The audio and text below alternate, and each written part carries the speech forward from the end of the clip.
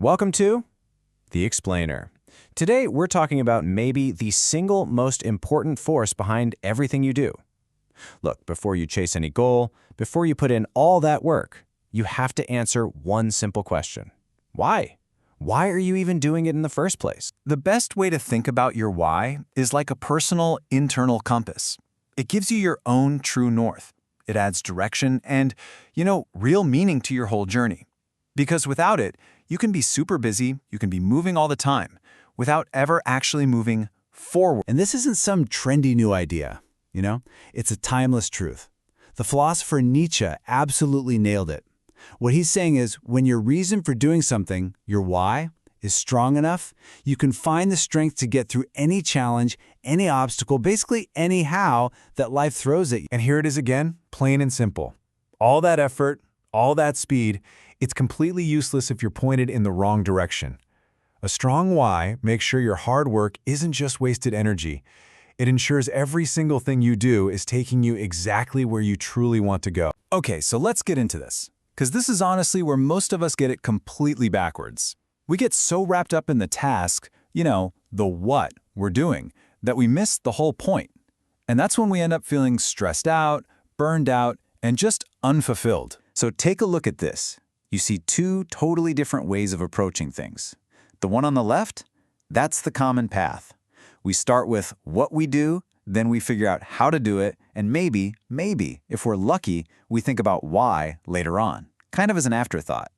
But the purpose path on the right flips that whole script. Think about Apple for a second. They don't sell you on what they make, which is great computers. They sell you on why they do it, to challenge the status quo. The awesome computer is just the proof of their why. And man, this quote from Sinek just nails the feeling of those two paths, doesn't it? That common path, the one that starts with what, that almost always leads to stress. It's just a job. But the purpose path, the one that starts with why, now that leads to passion. It feels completely different because the work is tied to something so much bigger. So how do we actually make that shift? Well, there's this fantastic old story about three stonecutters that captures this idea perfectly.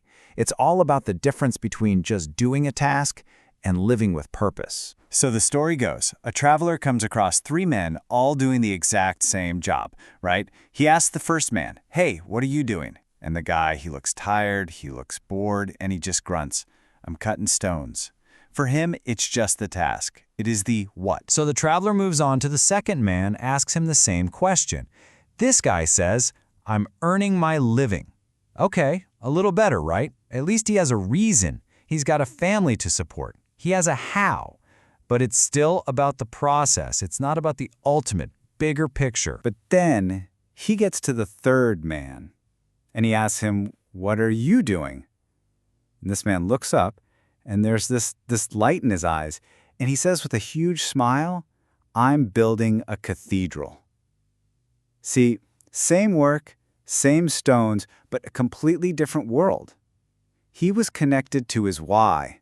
His work had a purpose that was so much bigger than just the task in front of him. And that connection to a purpose, it's not just some nice, fuzzy feeling. It gives you a real, tangible, powerful advantage in life. So let's break down exactly how this purpose becomes the foundation for everything you want to achieve. So here's the bottom line. Knowing your why gives you that crystal clear direction, just like the compass we talked about. And when things get tough, and believe me, they will, that why is the fuel that keeps you going. And when you fail, which, let's be honest, we all do, it's the thing that makes you resilient. It lets you get back up, dust yourself off, and remember that you're not just cutting stones, you're building a cathedral. And here's the thing. This isn't just about your own motivation. Your why is magnetic. It's how you really connect with other people. Think about it. People aren't truly drawn to what you do. They're drawn to why you do it. That's where real loyalty, trust, and connection come from. Okay, so by now you're probably thinking, I'm sold. I get it. But how do I actually find my why? It can feel like this huge abstract question, I know. So let's break it down into a few simple, practical questions you can ask yourself right now. Start right here. Forget about job titles or money for a second. Just think about impact. If you could make one change in the world, what would it be? Your answer to that question points directly to the kind of contribution that only you can make. Next up, ask yourself, who am I doing this for? When you can actually picture the people whose lives get better because of what you do, your work suddenly stops being about you and starts being about service. It gives your why a human face. And finally, the big one, fear. Fear of failure, fear of what other people will think. It's like a giant emergency brake on our dreams. So let's just take it out of the equation for a minute. If you knew for a fact that you could not fail, what would you go after? Your gut answer usually reveals what you truly, deeply care about. All right, let's bring this all home. Because discovering your why, it's not just some casual thought exercise. This is about one of the most important days of your entire life. Steve Jobs knew this better than anyone. Your time here is finite. It's limited. So how do you start making the most of it? I have a little challenge for you. And don't worry, it's not going to take all day. It's not even going to take an hour. All it takes is 2 minutes. That's it. That's the challenge.